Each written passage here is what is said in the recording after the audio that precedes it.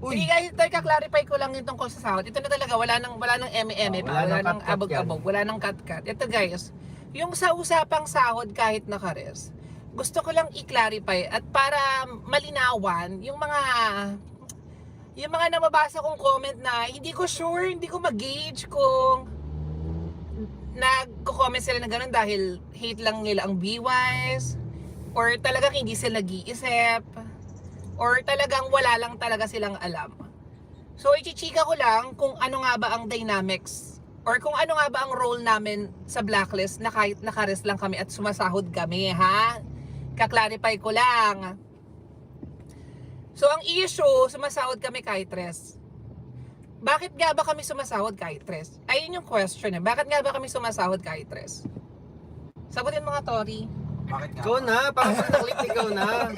Iba yung kay Tori, ibang masabi niyan. Hindi, una, nasa kontrata namin na required silang pasahurin kami. Number 1 yun ha. Kumbaga, sige sabihin natin hindi nila kami pasahurin kasi rest kami. E di breach of contract na. Kung breach of contract na, ibig sabihin, wala na kami sa blacklist. Tanggal na. So, ibig sabihin lang is, regardless kung nakarest kami or hindi, required silang pasahurin kami. Not just kami ni Wise, but lahat ng nasa blacklist. Gets? Ayun yung number 1.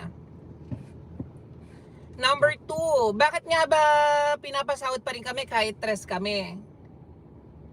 Kasi, guys, gusto nila kaming makip sa blacklist. Yun lang naman yun. Ano nga ba ang binibigay namin sa blacklist? Oh my God, madami guys. Madami.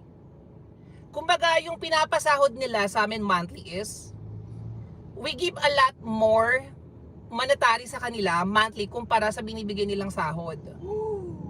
Gets niyo yun? The fact na nasa blacklist lang kami, kahit hindi kami naglalaro, marami na silang nakukuhang pera sa amin. Gets niyo ba? Tingin niyo ba ang blacklist, ganun sila kasyunga na magpapasahod sila ng malaki sa amin ni Wise nang wala silang mapapakinabangan? Ayun lang naman yun. Tama. Gets niyo na ba guys? Yung mga susunga-sunga dyan. Pwede mo bagitin kung ano yung mga nakukuha para sa mga hindi na. O ano daw yung mga nakukuha? O number 1, yung sponsor. Syempre, nakaka-attract ng sponsor ang blacklist kasi nandun ng B-Wise.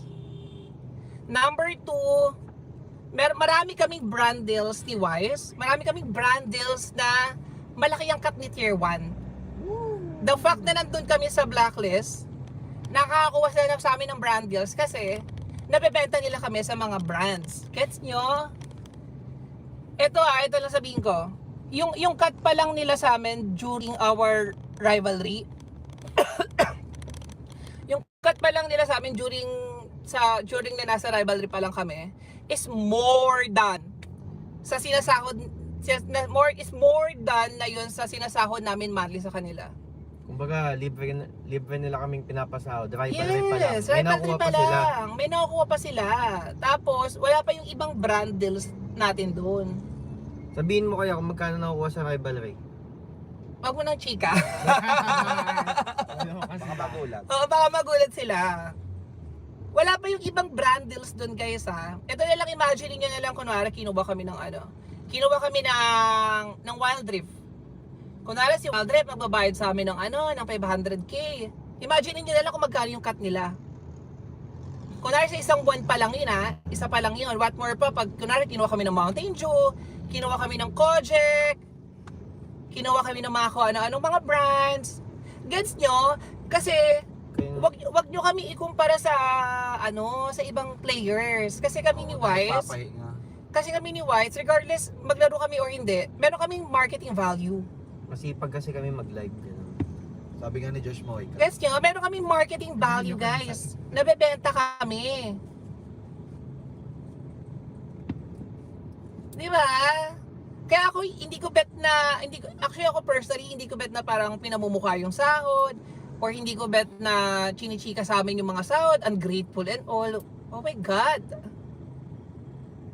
Tsaka kung ungrateful kami, Diyos ko, Dapat kami lang ang... more than, imagine na lang isipin nyo guys ha, more than 30% ang cut ng tier 1 sa sa mga brand deals namin ha, more than 30%.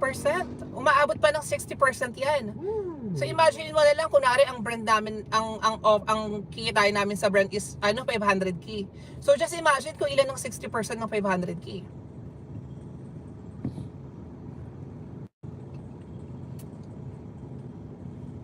O nasaan na yung dyan? Nasaan na yung mga nagko-comment dyan tungkol sa sahod? Ano, ngayon kayo chumika. Mm. Hindi nyo kasi naiintindihan, panaytag kayo sa TikTok eh. Nasaan na yung mga chumichika? Oh, ngayon, di na kayo Mm. inaabangan nyo yung live na nung dalawa para mag-kita siya ng spam nyo. Eh, nasa no, hindi ka na mag- Pero ako again, ang dami kasing nababasa parang ungrateful and all. Parang, ako kay super thankful ako sa tier 1. Ilang beses ko naman ang sinabi yun sa sa mga previous interview namin. Diyos ko, way back pa, season 7 pa lang, unang championship pa lang namin sa sa tier 1 or sa blacklist. Super grateful kami guys, as in. Kung matatandaan yung unang champion pa lang, or actually, hindi pa kami nagcha-champion sa blacklist. Chinichika na namin sa mga interviews na super thankful kami sa blacklist kasi sila lang yung bukod tanging team na gustong kumuha sa amin as duo. Di ba chinichika natin lagi yun before? Kasi di ba wala naman talaga may gusto sa amin kumuha before na na dalawa kami. May gustong kumuha na isa, may gustong kumuha na kay Wise lang, sa akin lang. Pero yung dalawa, parang may... Sinasabi namin before pa, Diyos ko naman.